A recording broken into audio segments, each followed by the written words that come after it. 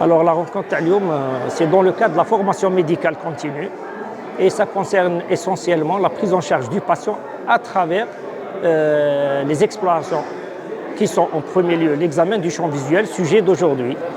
Et on sait tous que le suivi d'un patient glaucomateux اللي عنده الضغط في العين واجب عليه يدير هذا التحليل l'examen هذا chaque 6 mois et c'est obligatoire que ça soit chaque 6 mois.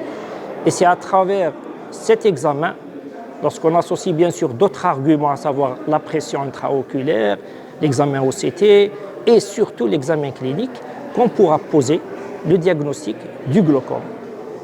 Et concernant ce champ visuel, il faut savoir surtout le faire. Comment faire cet examen? Il doit être fiable. S'il est non fiable, on ne peut pas interpréter et on risque d'entraîner des diagnostics qui sont erronés et de traiter pour rien un patient.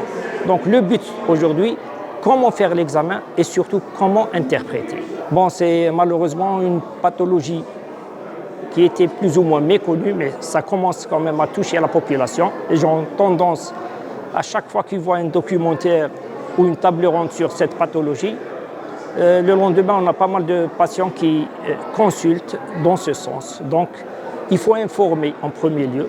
Il faut qu'il y ait des campagnes d'information pour la population et surtout pour les confrères qui soient généralistes ou même spécialistes, de poser ou de suspecter un glaucome et de l'envoyer au médecin spécialiste. Alhamdoulilah, actuellement, on a quand même une panoplie de traitements qui sont différents selon les différentes catégories de traitement. Donc on passe des bêta-bloquants aux inhibiteurs de l'anhydrase carbonique et même aux prostaglandines, chose importante. Peut-être je dirais qu'il y a un manque sur le traitement non conservateur à dose unique et ça on aimerait bien atteindre cette étape-là des non conservateurs qui sont bien sûr utiles et efficaces pour la surface oculaire.